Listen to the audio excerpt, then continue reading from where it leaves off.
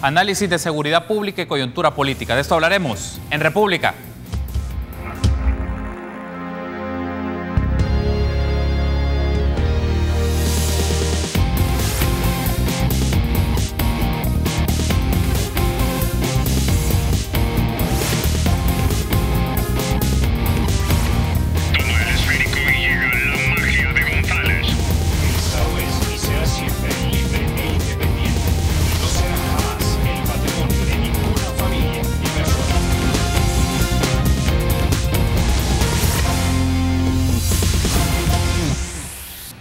Muy buenos días, qué gusto que nos acompañe en República. Les saluda Carlos Monterrosa en esta edición del martes 24 de abril. Teníamos pensado discutir el desempeño policial ante casos de violencia e inseguridad ciudadana con el director de la policía, Howard Cotto, pero hace unos instantes nos confirmaron que no asistiría a esta entrevista, a pesar de que ya teníamos confirmada su visita este día por la mañana. Entonces estamos a la expectativa de tener una comunicación oficial en la cual nos digan las razones por las cuales el director de la Policía Nacional Civil no nos pudo acompañar esta mañana, y vamos a abordar diferentes temas como el caso de Carla Turcios, el caso de Carla Ayala y otras actividades concernientes a la corporación. En ese caso hago esta mención que es importante que usted sepa y por respeto a nuestra audiencia. Pero bien, es un gusto para mí saludar a Roberto Cañas, analista de temas políticos e internacionales, y aprovechando que Roberto está con nosotros esta mañana, tenemos varios aspectos que discutir, Roberto. Tenemos que hablar un poco sobre el tema de coyuntura de seguridad pública en función de lo que ha ocurrido ayer por la noche en el caso de Carla Turcios, desempeño policial y también aspectos de coyuntura política que son importantes tener en la lupa, el resultado de las elecciones internas de Arena, el caso del FMLN y lo que está pasando en Nicaragua. Pero hay un aspecto que quiero aprovechar antes de tener tu intervención y ya darte el saludo y la bienvenida correspondiente, Roberto. Escuchemos entonces declaraciones de lo que aconteció ayer por la noche en el procedimiento que hizo la Policía Nacional Civil y la Fiscalía General de la República, en el cual capturan a Mario Hueso, pareja de Carla Turcios. Escuchemos. La Unidad de Atención Especializada para la Mujer de la Oficina Fiscal de Santa Ana este día ha librado una orden de captura en contra de Mario Alberto Hueso por el delito de feminicidio agravado en perjuicio de su compañera de vida, Carla Lisette Turcios. No puedo darte nada, yo mantengo mi versión, es lo que sucedió y a eso me apego. Bueno, lo demás se va a ver un juicio y ahí se van a ver las cosas. Yo espero todo salga bien. Si en dado caso no puedo esclarecer nada por cómo se me acusa y cómo son las cosas, solo pido a mi familia que esté pendiente de mi hijo. ¿Usted se considera inocente? Yo sí, no, yo me declaro inocente, señor.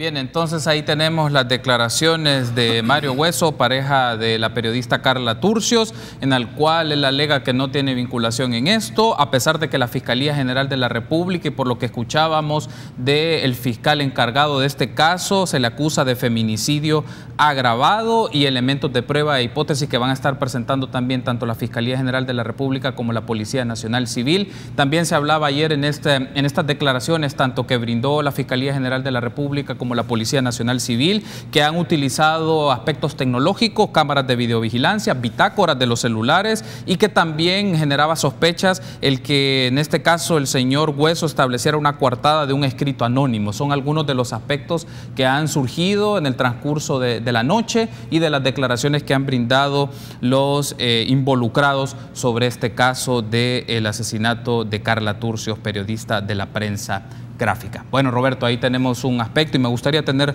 tu reacción ante este caso que también generó muchas reacciones en la opinión pública, la exigencia de la Fiscalía General de la República, de la Policía Nacional Civil, para que dieran respuestas inmediatas ante esta situación. Buenos días, Roberto, gracias por estar conmigo en República. Gracias por invitarme, Carlos. Bueno, estamos en presencia del tema más importante en el sentimiento de la población, que implica una situación muy complicada para los salvadoreños.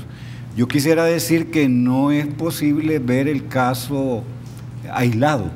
Es decir, vaya, hagamos una comparación. Carla Ayala, por ejemplo, con este caso. Sí, hay una diferencia ostensible. En este caso hay una captura, digamos, relativamente rápida. En el otro hay más de 100 días en las que no hay resultados. Sí. Y esto tiene varios momentos. Una cosa es que la policía, junto con la fiscalía, haga una captura, y otra cosa es establecer la verdad judicial, es decir, presentar la persona que ha sido capturada ante un juez y ver si determina el juez si hay mérito para la captura, si decreta medidas provisionales con no necesidad de ir a la cárcel, en fin.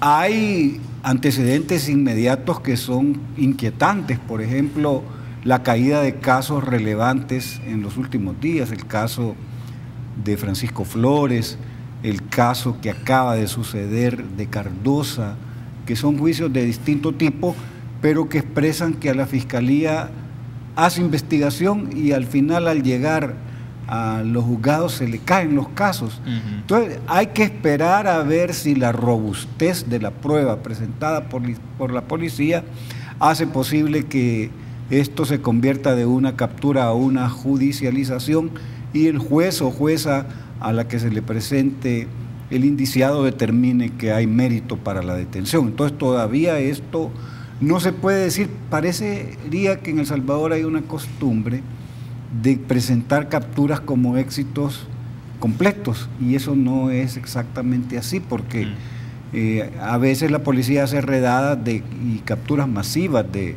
delincuentes, y después todo esto a la vuelta de los días salen libres.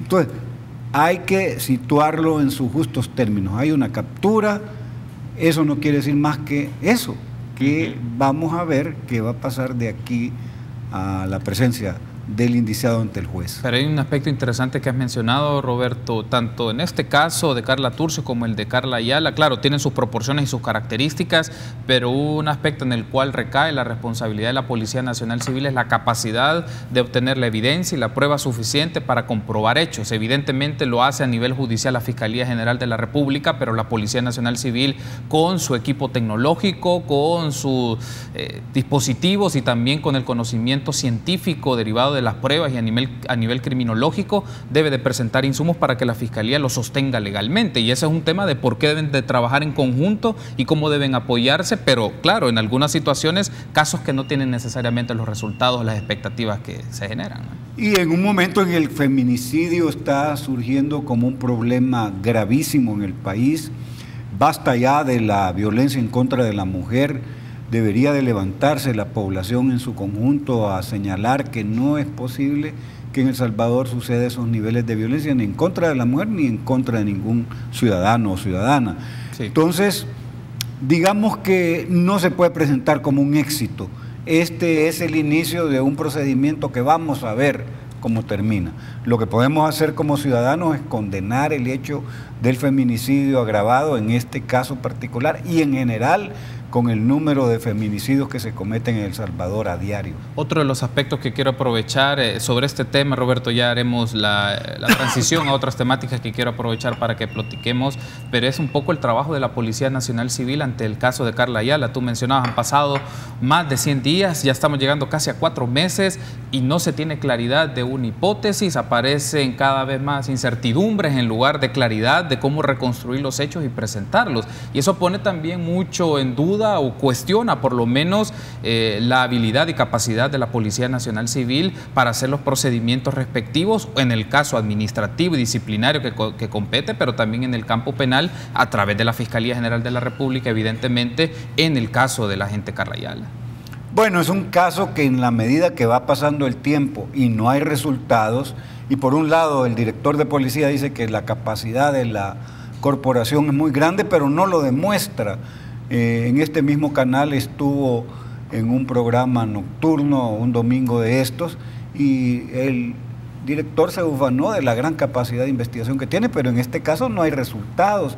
Entonces uno se pregunta, ¿y qué es lo que está pasando? Porque en la medida que los días están pasando uno tras otro y no hay resultados, esto va en contra de la corporación policial y de su capacidad de investigación. Queda muy mal, pues. Es que queda el tema, sobre todo porque en este caso en particular involucra una serie de personas del extinto GRP, una unidad de élite y una serie de agentes oficiales que podrían, por lo menos según las capacidades que puede tener el director de la policía o el ministro de Seguridad, llevar un proceso de suspensión preventiva o arresto preventivo según lo establece la ley disciplinaria de la policía. Y para todos los efectos no hay nada. Es que lo concreto es que no se puede presentar algo que sea contundente, que demuestre que hay un resultado. Y eso es grave.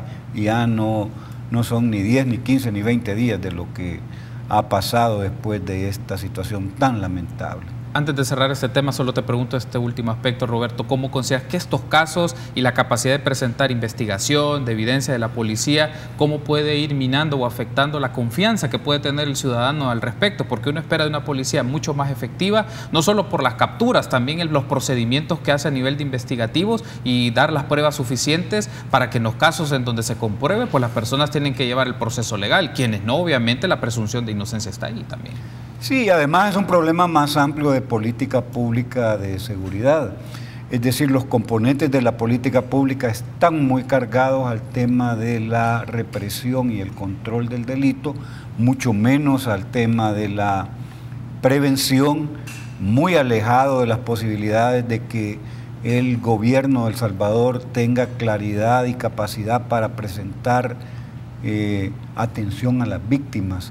No hay situación más complicada para un salvadoreño que ser víctima de la delincuencia. Los mismos hijos de los policías que caen en el cumplimiento de sus servicios quedan en el desamparo. La mamá de esta policía pues no tiene ningún apoyo. Abiertamente la corporación o sus ejecutivos han dicho que no hay obligación incluso para poder atender la situación de la mamá de esta agente policial. Así que el problema es grave y más que todo porque estamos a las puertas de la finalización de un periodo presidencial, es decir, quedan, ¿qué?, 13 meses para que termine este gobierno. Sin duda van a haber cambios en la policía al instalarse la nueva administración después del 3 de febrero, en junio del año próximo. Y ¿cuál es el saldo? La pregunta ya a estas alturas que hay que hacerse es ¿cuál es el saldo positivo, negativo que tiene la seguridad pública en la administración Sánchez Serén? Esa es como la pregunta que queda. Ya muy poco tiempo es lo que le resta a esta administración y nos encontramos en términos de política pública de seguridad con grandes vacíos y grandes deudas que deja el gobierno. Perfecto, Roberto. Tenemos que hacer una pausa. Al regresar hablemos de coyuntura política, los resultados de las elecciones internas de Arena y del FMLN. Volvemos en minutos.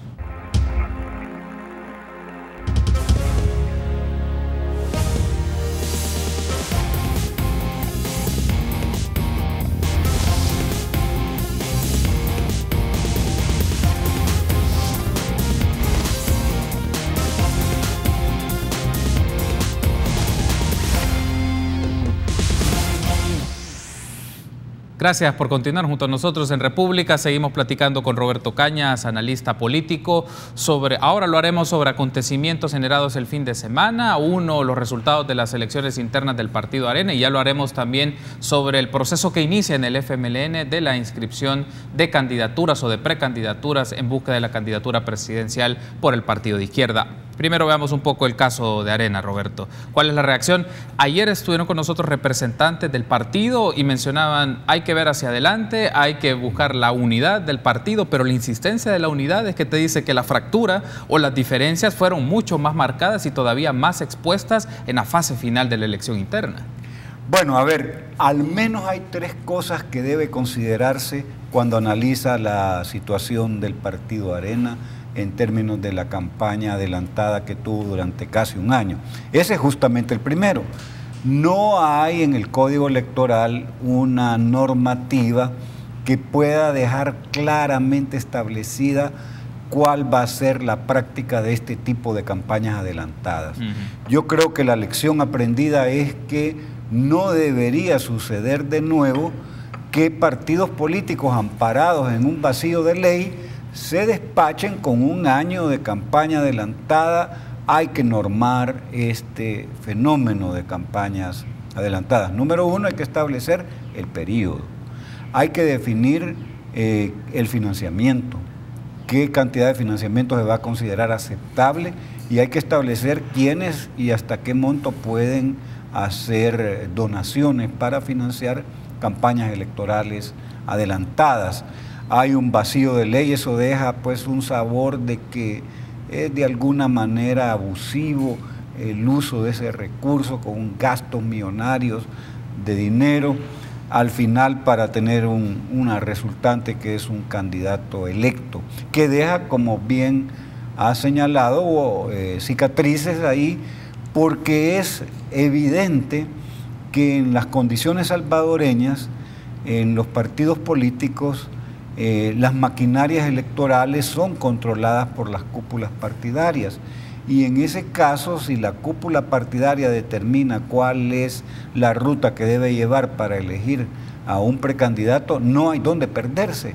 Es decir, ellos tienen el control para presionar, comprar, movilizar a los militantes inscritos en el padrón y hacer posible que las cosas sucedan como ellos las tienen planificadas. Eso es lo que hemos encontrado. Hay una cantidad menos de la mitad del padrón del que presumía Arena. 50.000, alrededor de 50.000 personas finalmente se dice que votaron. Habían clasificaciones extrañas como que determinen la votación el CEN. Sí, de unos tipos de votos en particular. Tipos de votos extraños, me parece, yo nunca los había visto, pero se manifestaron. ¿Qué queda de eso? Bueno, además de que es indispensable para el fortalecimiento de la democracia en el país normar las campañas adelantadas, otro aspecto significativo es el tema de las llamadas internas. Yo creo que Arena ha defendido como algo muy importante y una contribución a la democracia, de la cual han dicho que no van a retroceder, este tema de este procedimiento que para mí es absolutamente incompleto. Ya hay experiencias internacionales que lo que se debe organizar por el Tribunal Supremo Electoral, por supuesto en vinculación con los partidos, son primarias. ¿Cuál es la diferencia de la primaria y de una interna? La primaria es con el padrón del Tribunal Supremo Electoral. Las primarias puede participar todo aquel que está en el padrón. En Argentina se llaman PASO, son obligatorias y se hacen simultáneas para todos los partidos y participan todos los que están en el padrón. No como en el caso salvadoreño, que participan en el padrón y votan en estas llamadas internas solamente aquellos que están ya inscritos. Y por eso se habla en el FMLN, ya lo vamos a tocar después, de un llamado a abrir el padrón. Sí. Entonces, ya van dos cosas ahí que hemos mencionado. Una, el tema de normar las campañas adelantadas. El segundo aspecto es pasar de internas a primarias. Y el tercero es de los debates. En democracias más desarrolladas los debates son obligatorios. Y no hay uno, sino que varios. Y no son entrevistas en las cuales los precandidatos, en el caso de Arena, hacen monólogos con generalidades. Es decir, eso no es en sentido estricto un debate donde se contrastan posiciones antagónicas y se defienden sobre la base de argumentos. Lo que vimos ahí fue una larga y aburrida exposición individual de cada uno de los precandidatos que se quedó en eso, en puras generalidades. Así que hay mucho por hacer para poder sacar lecciones aprendidas y mejorar el sistema electoral del país a partir de la experiencia de Arena. Hay también señalamientos de los poderes fácticos que financian y deciden al final de cuentas quién es el candidato preferido, y es notorio los apellidos que están atrás del respaldo al candidato Calleja, pues es notorio. Hay que también que señalar, yo le diría al señor Carlos Calleja que hoy le toca presentar cuál es su propuesta en una plataforma programática que sea la oferta electoral, que defina, además de lo que promete que va a hacer, cuál va a ser el costo de eso que promete que va a hacer y de dónde va a sacar el dinero. Es decir, porque si no, es un nivel de de generalidad que no aterriza en soluciones concretas. Hay un asunto, Roberto, interesante, lo quiero poner para la discusión. Ayer el periódico digital El Faro presenta un reportaje muy interesante a cargo del periodista Gabriel Labrador. Lo titula así: Calleja, el candidato joven de una vieja élite. Es interesante porque ahí muestra uno de los aspectos que me llamó a mí mucho la atención y quiero escucharte sobre ello.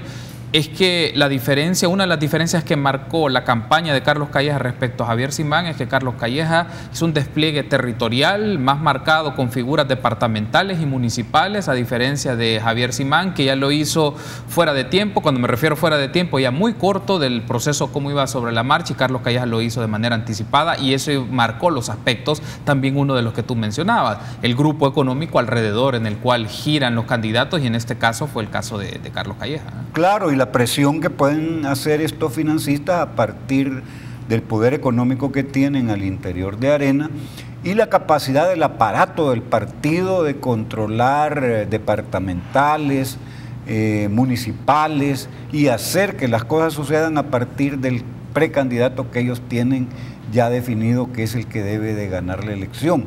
Es impresionante el trabajo que se publicó ayer por los apellidos que aparecen, que expresan familias que desde el siglo XIX tienen una presencia dominante en la vida nacional, estuvieron de presidentes a finales del siglo XIX, después delegaron la administración del aparato del Estado en militares, y finalmente ahora, tras digamos el aparato formal de Arena, están presentes. Eso es una realidad que ahora queda muy evidenciada, que además tiene correlatos, pues tiene presencia en el COENA esa relación de esos grupos económicos que respaldan a Calleja, tiene expresión en la fracción legislativa de Arena en la Asamblea, al grado de que habían 2 candidatos a la presidencia de la Junta Directiva de la Asamblea, sí. Uno que correspondía era evidente a Calleja y es el que seguramente va a pugnar con fuerza por ser el presidente, Norman Quijano, y otra diputada que aspiraba porque representaba a Simán a ser presidenta de la Asamblea. Antes de irnos a la pausa te consulto esto, Roberto, de este seguimiento al proceso de elecciones internas del Partido Arena, de los resultados, de las declaraciones, desde tu perspectiva, ¿quién gana y quién pierde con ese resultado?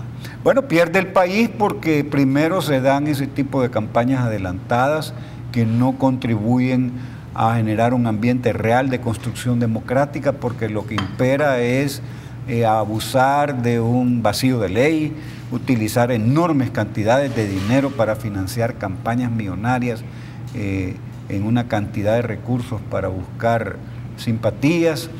Pierde el país porque las internas verdaderamente no son expresión de democracia en los partidos, y porque los debates, así como están planteados, no son lo que uno piensa que en rigor debe ser la participación de argumentos ante los medios para defender posiciones. Así que es un saldo beneficioso para aquellos sectores que apoyaban al candidato que finalmente prevaleció.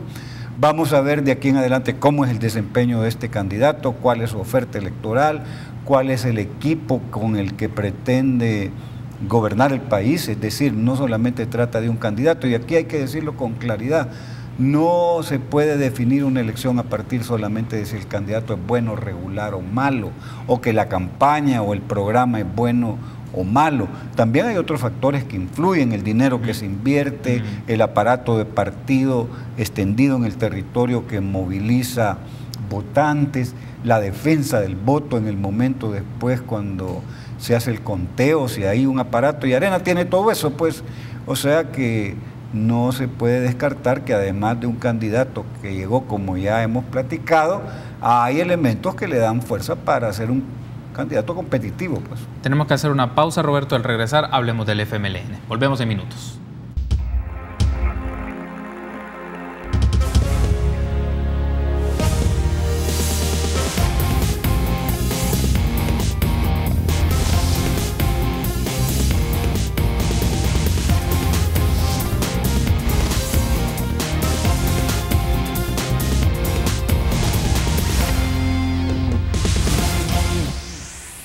Gracias por su preferencia y seguir junto a nosotros en República. Seguimos platicando con Roberto Cañas, analista de temas políticos. Ahora lo vamos a hacer del FMLN. Ha iniciado su proceso de elecciones internas. Gerson Martínez, Hugo Martínez son los candidatos o precandidatos inscritos que buscan la candidatura presidencial del partido de izquierda. Y quiero preguntarte, Roberto, tu lectura de grupos y de intereses, si lo puedo utilizar este término, alrededor de estos dos personajes. Bueno, hay una consideración general que hay que hacer, que es la seña de identidad del comportamiento político del FMLN, que es llegar tarde. Es decir, hasta ahora hay definidas con claridad varias cosas. ¿Quiénes son los precandidatos? Sí. Porque solamente había uno, y con el agravante que la cúpula del partido, el secretario general, había dicho públicamente de manera abierta que era el candidato de la comisión política, cuestión que fue devastadora en términos de lo que uno piensa que puede ser un proceso de internas. Entonces, un panorama en lo que la palabra tarde es la que domina. Tarde para presentar los dos precandidatos, tarde para hacer la elección interna hasta el 27, a finales del mes de mayo. Sí. Es decir, estamos hablando que cuando el candidato electo del FMLN levante los ojos para ver lo que le queda de actividad proselitista para competir con el candidato de Arena, ya tiene un tiempo perdido que no lo puede recuperar nadie. El tiempo perdido hasta los santos lo lloran y lo van a llorar en el FMLN también. Entonces, tarde es una cuestión dominante, pero además hay dos candidatos. La forma en que se presentó la candidatura de Hugo Martínez fue totalmente inapropiada. No es aceptable, es absolutamente impresentable que en el marco de una actividad oficial del gobierno, el vicepresidente de la República se permita al final, con ministros presentes, con el director de la escuela ahí, hacer el semejante anuncio de que sí hay un candidato, un precandidato a la presidencia de la República. Es totalmente inapropiado porque uno esperaría que eventos privados de un partido se hagan en convenciones, reuniones de militantes del partido, no en un acto oficial. Igualmente condenable era lo que hizo Arena en el Palacio Municipal de Santa Tecla, otra vez usando espacios públicos para actividades privadas de partidos. Eso no se vale. ¿Qué otros elementos hay? No se puede obviar la catastrófica derrota que tuvo el FMLN el 4 de marzo. Es decir, son pilotos que van a subirse a un carro porque se considera la figura de que son maquinarias electorales, a una maquinaria que está chocada, pues, que tiene abolladuras importantes después de ese resultado, de un candidato que va a lidiar en el caso que pueda ganar la elección con una gobernabilidad ya comprometida, pues, porque hay una asamblea legislativa que durante los próximos 3 años va a estar dominada por la derecha y especialmente por Arena. Es decir, es un panorama desde cualquier punto que uno lo ve en el FMLN complicado. Además, van hacia la búsqueda de la credibilidad perdida. Es decir, ambos han planteado que quieren elecciones limpias, abiertas, democráticas. Si las quieren así, es que no es esa la forma en que han sido organizadas o se ha planteado que se van a organizar. Las declaraciones de Hugo Martínez fueron reveladoras, sonaron huecas, me parece a mí, porque son ciertas, pero muy tarde. Es decir, decir que tienen que recuperar el proyecto histórico del Frente es una realidad que es evidente desde hace mucho tiempo. Sí. Decir que hay que recuperar el vínculo con las bases y con la población es una realidad también que tiene más de 15 años. Hay un aspecto, Roberto, que quiero incorporar también, porque es un insumo que creo que vale la pena tener en cuenta para esta reflexión. Ayer estuvo con nosotros Fidel Fuentes, alcalde de San Marcos por el FMLN, y nos dijo lo siguiente: desde su perspectiva, el caso de la candidatura, se refirió a la candidatura de Gerson Martínez, o a su precandidatura en este caso. El pecado original de Gerson Martínez y su candidatura es que fue concebida por la dirección del FMLN, que arrastra una derrota catastrófica del 4 de marzo. Lo acabamos de decir. Pero además la intolerancia, la crítica es otra de las señas de identidad. Además de que tienen poco tiempo, estamos al 9 de febrero, queda 9 meses, al 4 de febrero a 9 meses de la elección. Es decir, la intolerancia a la crítica está a flor de piel. Yo puedo mencionar varios casos. En primer lugar, el caso del exdirector de Migración. Sí. Héctor Rodríguez hace un señalamiento, una carta abierta, y la respuesta inmediata días después es que fue removido de su cargo. En el caso de Fidel, el alcalde de San Marcos, no sucede así porque es un candidato que llega de nuevo por elección popular, y no hay forma de que el partido, aunque no le guste lo que diga, lo pueda cambiar, porque en el FMLN, cuando hay personas que hacen o dicen cosas que no le gusta a la cúpula, pues el camino que tienen es justamente el de su separación. Entonces, con ese panorama, es evidente pues de que hay apoyos, la presencia de Fabio Castillo en el acto en el que se inscribe Hugo Martínez no es así nomás, abiertamente expresa que el candidato que él apoya es Hugo Martínez. Además, se habla, hay como haciéndose ojitos entre Hugo Martínez, Fabio Castillo y Bukele. Ambos, sin decirlo completamente, han dejado abierta la posibilidad de coaliciones, de alianzas o formas de trabajar unidos. Cuando Bukele saluda la candidatura de Hugo Martínez, lo califica de amigo, y cuando Hugo Martínez también no se siente incómodo o molesto por el hecho de que Bukele haya dicho esas afirmaciones. O sea que hay mucha tela que cortar todavía, pero lo más importante, vamos a ver si los 400.000 votos perdidos en la elección del 4 de marzo, si la credibilidad perdida al interior de las bases de los militantes del FMLN, es posible restablecerla en un tiempo tan corto, pues sí. Ahí es donde el timing, el manejo de los tiempos está en contra del FMLN. Te consulto esto, Roberto, un poco revisando, en el bloque anterior hablamos de las elecciones de Arena, del proceso de elecciones internas, y salía el tema de las fisuras o las fracturas que se generan en este proceso de contiendas, porque salen las manifestaciones y expresiones de cargos de elección popular, diputados, diputadas, alcaldes, alcaldesas, directores departamentales, apoyando a uno u otro, y en este caso en el FMLN se puede ver un escenario así, es decir, podemos observar un tema de ciertas fracciones o de ciertas fisuras que se pueden dar dentro de este proceso de elecciones internas, o consideras que el caso del FMLN lo puede manejar de una manera menos llamativa o menos abierta, como fue en algunos momentos en el caso de Arena? Bueno, el caso de Hugo Martínez, que él no es un político de terreno, es decir, su praxis la ha hecho en el Ministerio de Relaciones Exteriores, justamente como debe de ser, hacia afuera, pues no es un candidato que tenga un arraigo territorial en las bases del partido como pudiera tenerlo con más facilidad Gerson Martínez.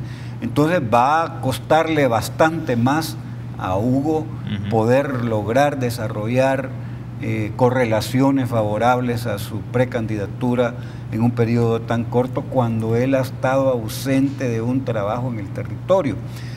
Además de que en general hay un mal humor político en la militancia del FMLN, un malestar que se expresa en no participar, pues, en un desgano, en una falta de credibilidad y un malestar ante todo lo que ha ocurrido al interior del FMLN y los resultados del 4 de marzo. Antes de irnos a la pausa, Roberto, te consulto porque también tú publicaste esto de lo que te voy a preguntar en tus redes sociales. En el caso de despidos de empleados del grupo parlamentario del FMLN, estamos hablando de 26 personas, tú me vas a corroborar si es así el dato, 26 personas que fueron despedidas, que eran trabajadores del FMLN en su grupo parlamentario. Comentanos un poco qué fue lo que ocurrió y por la información que tú dispones. Bueno, ahí hay comportamientos totalmente impresentables para un partido que dice que defiende los intereses de los trabajadores. ¿Cómo es posible aceptar que una empleada del grupo parlamentario convoque a una reunión a empleados y verbalmente les comunique que ya no van a trabajar más para la fracción? además de que es ilegal, es un procedimiento que no es presentable para militantes del partido, algunos de ellos que son militantes de toda la vida, que se han dedicado de manera intachable a su labor de servicio hacia la población y que hoy se encuentran con una situación chocante, pues además ilegal. Ilegal porque muchos de ellos han firmado contratos hasta diciembre y se interrumpe la relación laboral con esta decisión hoy al finales de abril. Entonces ahí hay un valladar legal obvio, pero hay más, es decir, la Sala de lo Constitucional ya estableció jurisprudencia en casos en los cuales se establece que los derechos de los trabajadores por contrato al final de cuentas son iguales a los derechos de los trabajadores por ley de salarios. Entonces estamos hablando de que cuando esta situación, en primer lugar habría que entender que los encargados de estos despidos totalmente arbitrarios, abusivos, tienen que presentar una carta en la cual formalmente se establece el despido. Ellos lo están manejando como una finalización de contrato, pero no puede ser finalización de contrato si estos están firmados a diciembre. Entonces, sin duda aparecerán distintas actividades que se van a hacer y al final la cicatriz que queda, el malestar, no solamente en las personas que han sido dañadas por estos comportamientos ilegales, arbitrarios, sino que en la base del partido que conoce la trayectoria de estas personas va a ser irreparable. Es decir, yo creo que a veces no alcanzan a dimensionar porque hay un doble estándar. Por un lado, señalan que han cometido errores, piden perdón, y por otro lado, casi inmediatamente cometen errores que no los hacen ganar credibilidad. Así que es un tema muy cuestionable que deja muy mal parado al grupo parlamentario del FMLN en términos de ser un agrupamiento que defiende los intereses de los trabajadores, la legalidad de sus derechos y lo presenta como alguien con una actitud totalmente patronal. Perfecto, Roberto. Tenemos que hacer una pausa. Al regresar hablaremos del caso de Nicaragua. Me gustaría escuchar tu análisis sobre esto y qué variables debemos de tener en cuenta de lo que está ocurriendo y también incorporar este insumo que hemos estado hablando del FMLN y cuál se puede esperar que sea su postura institucional como partido político ante dichos acontecimientos. Permítanos una pausa. Regresamos en minutos.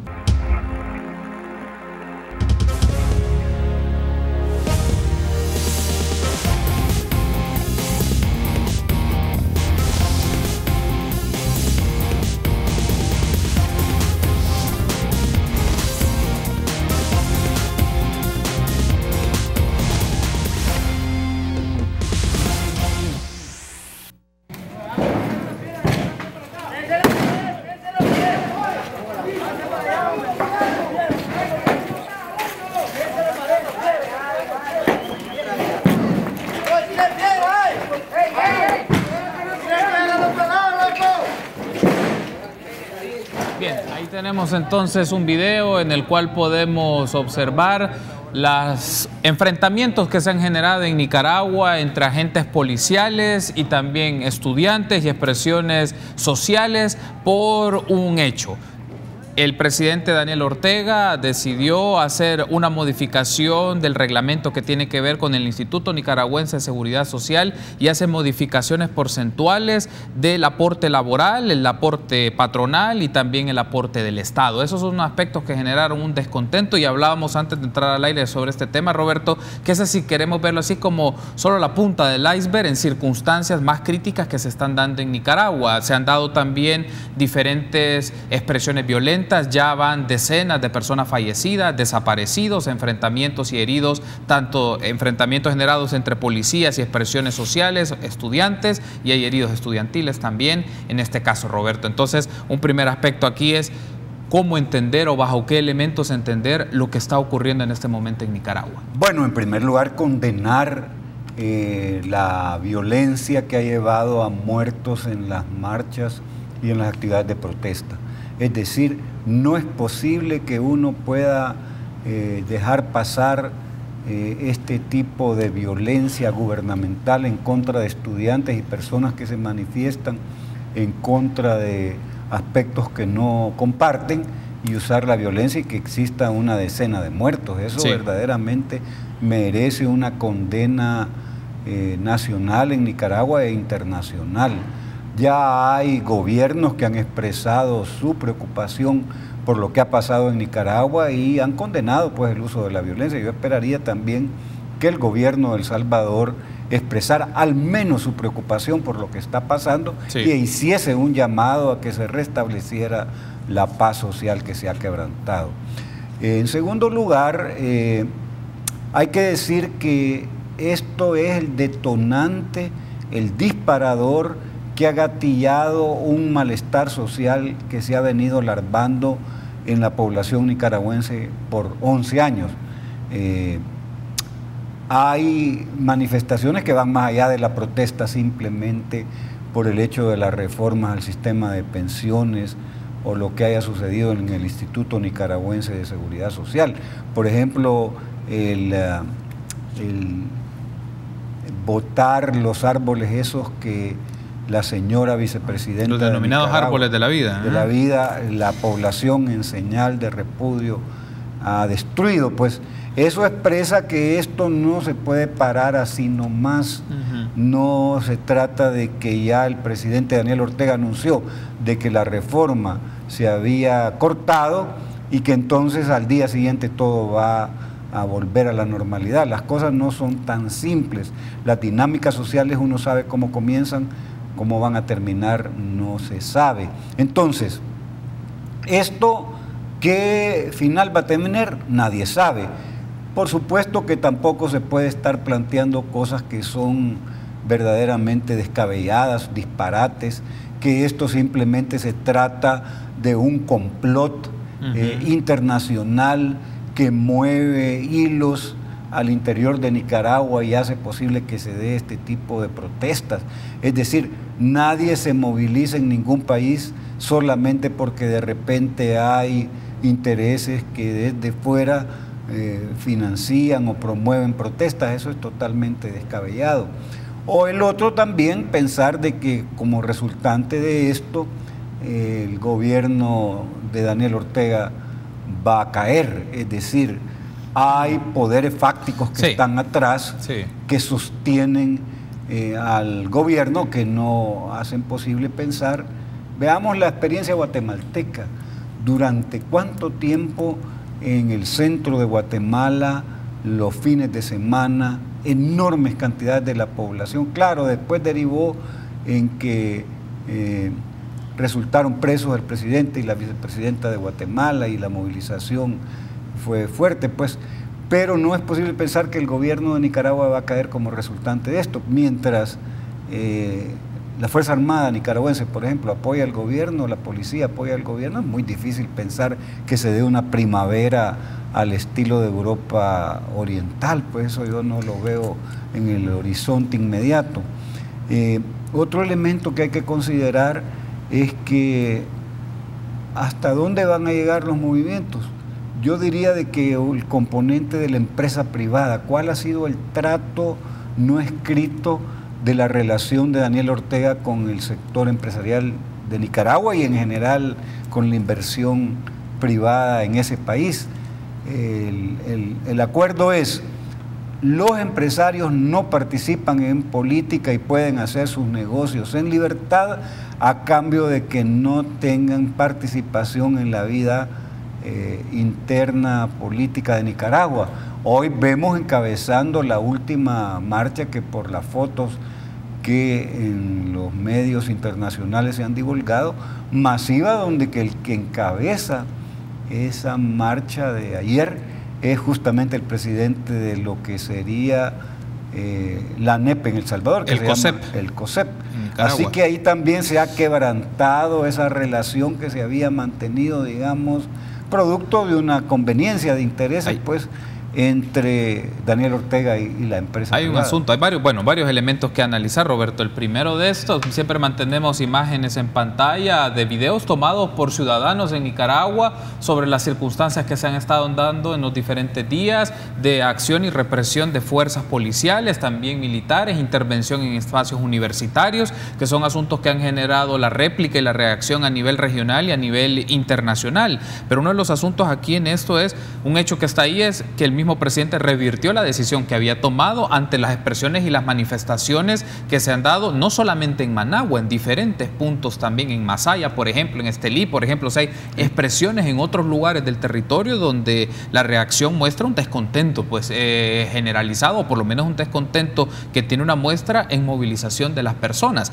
Hay otro punto para la discusión, y te lo quiero plantear en este momento, es también que tanto este tipo de movilizaciones pueden ser instrumentalizadas o pueden ser expresiones de grupos, en este caso que son opositores o rivales al gobierno. Puede entenderse las expresiones más empresariales, o también se puede entender de agentes externos. También cómo puede quedar este elemento para la discusión y la reflexión de lo que ocurre en Nicaragua en este momento. Bueno, varias cosas. En primer lugar, hay una verdad que se ratifica históricamente, es que la lucha en la calle es la posibilidad de revertir medidas de política gubernamental que no son favorables a los intereses de los sectores que están en la calle. La medida que originó el desarrollo de esta protesta social ha dado resultado, pues la medida se paró, sí. Pero digamos que además hay otros elementos. Por ejemplo, vivimos en la sociedad del conocimiento, en una era digital. Hoy es muy difícil pensar que, a pesar de todos los intentos de reprimir la divulgación de lo que está pasando, ahí vemos, tú lo has mencionado, que hay videos hechos por un teléfono que ponen en evidencia la brutalidad policial. Están grabados pues y circulan en el mundo con una gran rapidez. Que este río revuelto con el que nos encontramos en Nicaragua, que además debe mover a la reflexión a los salvadoreños, que esto se da en el vecindario. No es posible pensar que uno esté tranquilamente viendo el partido de fútbol cuando una casa de por medio se está incendiando. Yo llamaría la atención para que los salvadoreños pusiéramos atención de lo que está pasando en el vecindario, pues estamos hablando de un país hermano, vecino, que está pasando por una crisis. Hoy es Nicaragua, ayer fue Honduras, antier fue Guatemala, y nosotros no podemos estar tan campantes e indiferentes a esa realidad que no está en Nueva Zelanda o no está en Burundi, está a un paso, a menos de 200 kilómetros en carretera de San Salvador. Entonces, yo creo que debe mover a una reflexión de lo que vamos a entender por la cantidad de interés que los salvadoreños le ponemos en lo que pasa en Centroamérica. Que esto sea aprovechado por grupos internacionales que quieran disminuir o desgastar la figura del presidente Ortega, eso no tiene ninguna discusión. Que cuánto eso va a ser lo que domina, ahí tengo yo mis dudas. No se puede obviar que hay una tradición de lucha en Nicaragua que tiene el desarrollo de la insurrección del 92, pues, que está presente. Eso también hay que mencionarlo. El 79, diríamos, con el triunfo de la Revolución Popular Sandinista. Perfecto, Roberto. Tenemos que hacer una pausa. Vamos a seguir discutiendo este tema en minutos. Regresamos.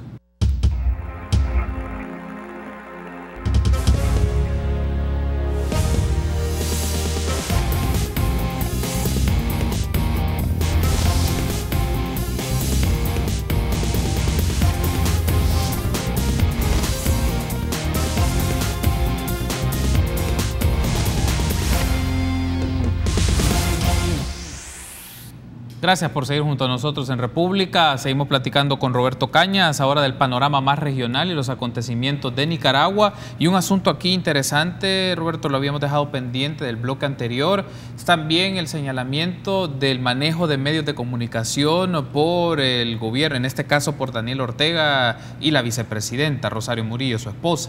Son uno de los aspectos en los cuales también hay denuncias, porque por otro lado hay medios como El Confidencial, Carlos Chamorro, uno de los periodistas más reconocidos en Nicaragua, pues ha señalado este tema porque cortaron en algún momento ciertos canales que tenían transmisión en cable y que lo hicieron a algunos a través de las redes sociales y Facebook para divulgar lo que estaba pasando, y también cómo queda todo ese escenario de cortar o no permitir la transmisión de medios de comunicación distintos, alternos, ante lo que estaba ocurriendo, porque nos proyectan otras imágenes u otras circunstancias de lo que está ocurriendo en el país. Bueno, hay que considerar que cuando uno conoce la situación actual de Nicaragua, se da cuenta que Daniel Ortega tiene propiedad de una cantidad de canales de televisión y de radios en todo el país.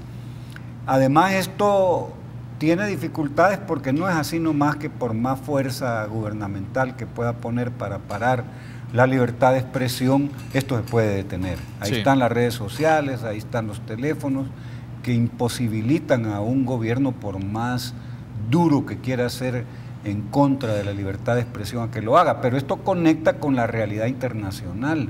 Acaba de recibir ayer Sergio Ramírez el premio Cervantes, y justamente en el marco de esa tribuna, digamos, de proyección internacional, él dedica el premio a los jóvenes que han muerto en estos últimos días. Es decir, no se puede simplemente decir que esto no tiene costo político interno y también mundial. El desgaste, el costo político que tiene el gobierno de Daniel Ortega es muy alto. Además, hay fisuras que uno no sabe hasta dónde van a llegar en su significado. En Nicaragua se sostenía que la policía y que el ejército venían de un ejército popular sandinista y de una policía sandinista que se había caracterizado, digamos, porque a pesar de que después de la llegada de Violeta Chamorro los gobiernos cambiaron, y cambiaron varias veces y no estuvieron en manos de lo que fue el sandinismo, siempre se mantuvo la idea en el imaginario nicaragüense que la policía y el ejército nicaragüense se llamaba hoy Ejército Nicaragüense, pero tenía, y para todos los efectos de la interpretación en el imaginario social nicaragüense, y lo tiene pues una raíz del sandinismo. Ahora eso está quebrado porque han sido justamente miembros de la Policía Nacional de Nicaragua y no sé si del Ejército, que se han involucrado en actos de brutalidad policial que han derivado en una gran cantidad de muertos. O sea, que aquí se combina lo internacional con una condena y un desgaste del gobierno. Vamos a ver también qué expresiones tienen los Estados Unidos. Hay una acta en relación a Nicaragua que va a mover, aunque uno sabe que en política exterior de Estados Unidos, América Latina en su conjunto no es prioridad, pero si para efectos domésticos, para Trump, usar el tema Nicaragua como un elemento que pueda ayudarle domésticamente, pues lo va a usar. Hay anuncios de que el personal de la Embajada de los Estados Unidos en Nicaragua ya salió. Es decir, esto tiene todavía más tela que cortar, no se da por terminado porque simplemente se cortó, digamos, la reforma al sistema de pensiones. Además, Nicaragua no es como en El Salvador, que hay hechos que impactan en la vida nacional y a los 2 o 3 días nadie se acuerda. Es decir, es verdaderamente dramático en El Salvador que sucede un hecho gravísimo, ya sea en temas de seguridad o en el ámbito de lo político, y a los 2 o 3 días nadie habla de eso, y aparentemente hay otro fenómeno que por su gravedad o su impacto en la vida nacional hace que los anteriores se olviden. Creo que esto en Nicaragua no va a pasar. La postura del SICA creo que debería ser relevante, pero en muchas ocasiones, y los antecedentes lo prueban, la postura del SICA ha sido bastante tibia, por utilizar un término, Roberto, en el caso de Honduras, uno de los puntos, Guatemala, que también sufrió una crisis institucional ya hace algún tiempo.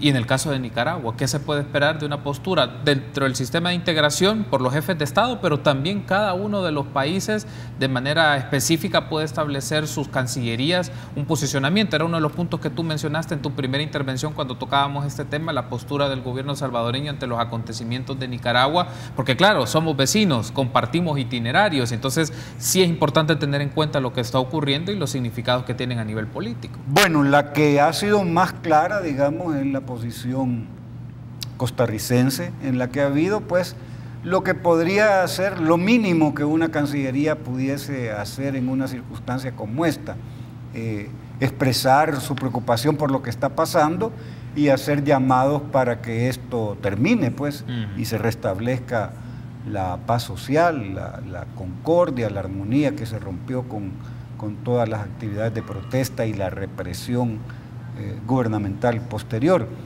Pero parecería ser que en gobiernos de la región, y mucho menos en estas instancias de la integración, es posible que no exista nada. La OEA parece que sí ha hecho un comunicado, digamos, y hay expresiones en otros países de una condena muy fuerte al gobierno de Ortega. Y el punto con el cual ya vamos llegando a la fase final de este tema, pero FMLN, Frente Sandinista, la relación del FMLN y sobre todo un posicionamiento ante los casos suele ser bastante medida, o en algunos casos evitan hacer una postura fija sobre estas circunstancias. ¿Cómo lo analizas también, Roberto? Bueno, es tibia o inexistente la posición del partido de gobierno en relación al tema Nicaragua.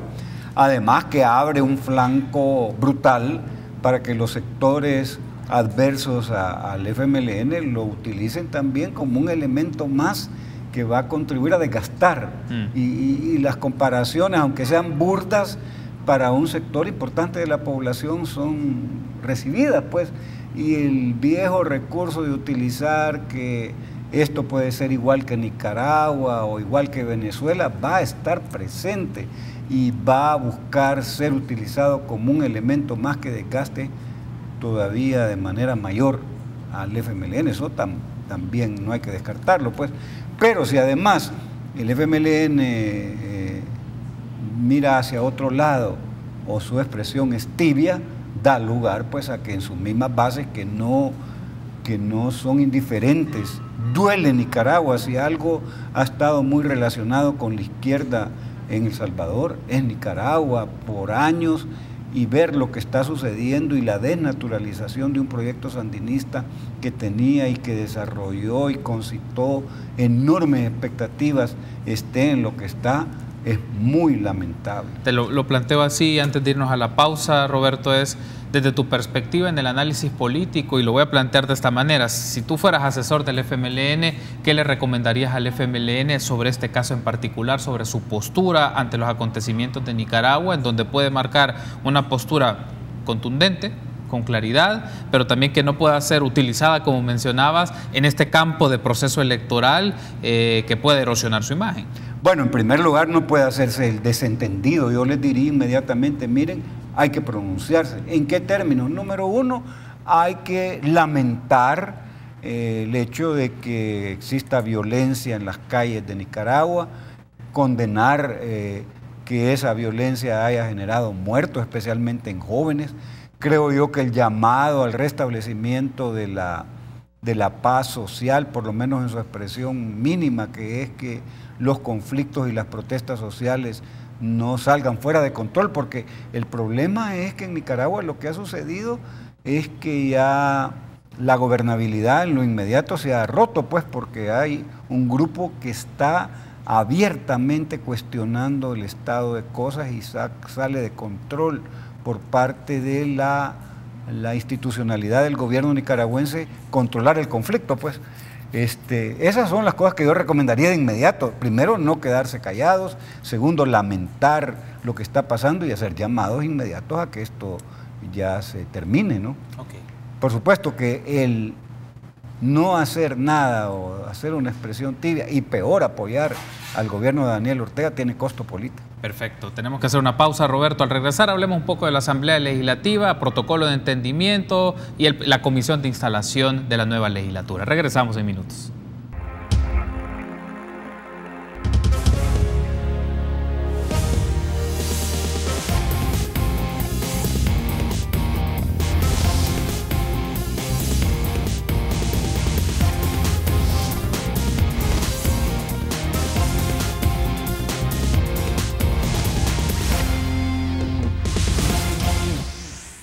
Continuamos platicando con Roberto Cañas, analista de temas políticos. Hemos abordado diferentes temas, Roberto, y ha permitido a nuestra audiencia, a nuestros amigos y amigas que siempre sintonizan República, conocer diferentes sucesos, seguridad pública, elecciones internas, situación internacional, y ahora vamos a regresar más al campo nacional, pero en la Asamblea Legislativa.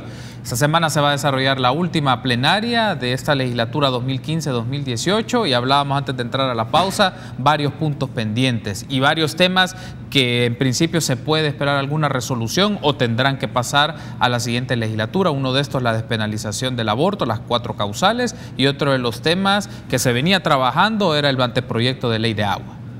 Bueno, se terminó la legislatura. 1 de mayo tenemos otra asamblea legislativa y hay que decirlo, en primer lugar, se va sin pena ni gloria esta legislatura en cuestiones vitales de interés nacional, la Ley General de Aguas, no solamente en esta legislatura, sino que en varias, ya son 10 años en los cuales no se aprueba la Ley General de Aguas. Está el problema del aborto, que sin duda genera mucha polvareda por lo conservador, el talante que tiene la sociedad salvadoreña, cuando es de los pocos países en el mundo que mantiene una legislación contraria completamente a la interrupción del nacimiento en casos como violación, amenaza de la salud, de la muerte de la madre, en fin, ese es un tema tabú en el país. Sin duda puede ser que se llegue a tocar, pero yo no tengo muchas expectativas de que pueda surgir cambios importantes que necesite El Salvador. Sí que termina sin pena ni gloria la legislatura, pero entre telones hay al menos 2 cosas más. Una, la composición de esta comisión que va a hacer la transición, en la cual aparece por primera vez y en un puesto destacado un personaje que ha tenido una participación como comentarista deportivo y político francamente de derecha, como es Raúl Beltrán Bonilla. Hoy aparece en un papel destacado en esa comisión, es el representante del Partido de Concertación Nacional. Vamos a ver ahí si logra hacer prevalecer la posición Arena de que Norman Quijano sea hoy, después de la elección de Carlos Calleja, el nuevo presidente de la Asamblea Legislativa, o surja una cuestión que también se habla de que en función de conseguir los 56 votos que necesita Arena para las elecciones secundarias que vienen, indirectas, que vienen casi inmediatamente después de la toma de posesión, como es la Sala de lo Constitucional, el nuevo fiscal, a Arena puede hacer concesiones de mantener por los 3 años al presidente de la Asamblea a cambio de la posibilidad de conseguir votos para una mayoría calificada en votaciones que son importantes para ellos, como es fiscal y Sala de lo Constitucional. O sea que hay mucha tela que cortar. Además, hay un elemento nuevo en los últimos años, aunque ya tiene antecedentes. El anuncio, por lo menos de palabra, de una pacto, coalición, no lo han definido en qué carácter, del PCN con la Democracia Cristiana. Eso es interesante, Roberto, porque se plantea uno, bueno, pueden ir marcando el camino para un escenario que se dio en elecciones previas de buscar un conglomerado de partidos de derecha que puedan respaldar una candidatura presidencial. Digamos, no es algo nuevo, pero ya se está empezando a cocinar o a configurar y a tener las primeras expresiones de este tipo de vínculos. Claro, porque el que no conoce su historia está condenado a repetirla. Y el entendimiento del presente pasa por el estudio del pasado. Y el pasado más reciente, ¿qué pasó cuando en 2013 anunció, igualmente que hoy, el PCN y la Democracia Cristiana que iban a hacer una coalición, y en la cual Rodolfo Parker declaró, basta que los amigos que nos están viendo revisen la información de 2013, Rodolfo Parker miraba con buenos ojos la alianza con el PCN y además después con Gana, y que fue el vehículo que utilizó Elías Antonio Saca con su movimiento Unidad para participar en la elección de esa época, de 2014. Pues. Entonces yo diría de que no se puede dejar de mencionar de que esto sea el anticipo de lo que puede llegar a ser otra vez de la fabricación del instrumento o del vehículo político que puede utilizar alguien que no es candidato, que a partir del 1 de mayo va a ser un ciudadano, que no tiene partido y que podría encontrar en esta la figura que lo posibilite a ser un contendiente más en la elección, además del FMLN que va a surgir hasta finales de mayo y Arena que ya tiene el suyo. Estamos hablando un poco sobre esta vinculación o estas correlaciones políticas en la Asamblea Legislativa, Roberto, PCN y PDC, un PCN que ha salido fortalecido con los resultados electorales y su posicionamiento en la Asamblea Legislativa y le permite al Partido Arena hacer los números en principio, no necesariamente el tener los números es que coinciden en todo, pero en este punto cómo queda una expresión, lo voy a plantear así, de otras manifestaciones políticas en la Asamblea Legislativa, pienso FMLN, CD y el no partidario. Digamos, en número, obviamente, el número no es tan grande a comparación del otro bloque que mencionaba, pero también ellos pueden disponer de la iniciativa de ley para poner temas o utilizar al momento de unas votaciones que requieran sus respaldos, sobre todo en mayorías calificadas o en temas, sobre todo, más de carácter más sensibles. Bueno, la palabra que resume todo para el FMLN en los próximos 3 años y para Cambio Democrático, que tiene un diputado y el no partidario, es la irrelevancia en términos de su capacidad de tomar decisiones para aprobar leyes que necesitan una mayoría simple y mucho más complicado todavía, casi, por no decir casi, sino que imposible que puedan tener una capacidad decisoria. Entonces, su capacidad de debate, de presentación de iniciativas y de lo que le ha faltado al FMLN todos estos 9 años, que es un vínculo en la calle que sea el canal o la correa de transmisión del FMLN en el Parlamento. Sí. Como eso está perdido, a lo mejor ahora vamos a ver qué pasa también el 1 de mayo con las manifestaciones de los trabajadores. Eso habría que ponerle atención, porque si otra vez el presidente de la República aparece encabezando y haciendo el discurso central del 1 de mayo, estamos en nada. Es decir, es como que Carlos Monterrosa cumpla años y en su casa llegue otra persona y parta el cake y se quede con los regalos. Entonces estamos celebrando el día del aniversario del nacimiento de Carlos Monterrosa y llega otra persona a organizar la fiesta, parte el pastel y se queda con los regalos. Es algo así lo que puede uno imaginar de que le va a suceder, ojalá que no, a los trabajadores cuando permitan este 1 de mayo que sea el presidente de la República el que haga el discurso central y esté a la cabeza. Perfecto, Roberto. Bueno, quiero darte las gracias por haberme acompañado y haber estado conmigo en esta ocasión en República. Hemos analizado diversos temas de carácter nacional, de carácter regional, y vamos a aprovechar para establecer un enlace con Elena Calles de Cúbole para que nos comente de qué va el programa de este martes 24 de abril. Buenos días, Elena. Un gusto saludarla. Bien.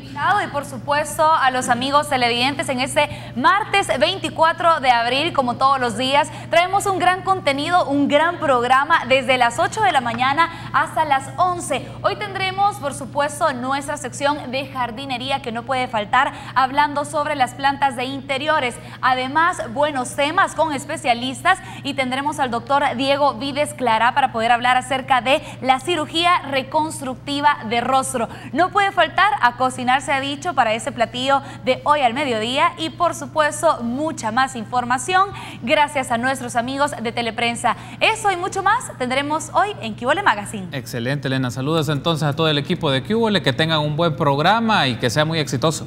Muchísimas gracias. Bueno, muy amable. Gracias, Roberto, por haber estado conmigo. Gracias por invitarme, Carlos, y qué bueno, y ojalá, esa es la aspiración al venir a este programa, que los contenidos que hemos conversado sean útiles para quienes ven el programa para formarse su propia opinión. Excelente, justamente es el objetivo de estos espacios de opinión, para construir las ideas, el pensamiento y también la perspectiva de la gente sobre diferentes sucesos de la realidad de nuestro país. Gracias, Roberto, por haberme acompañado, y ustedes, amigos, será hasta mañana 6:30 en República.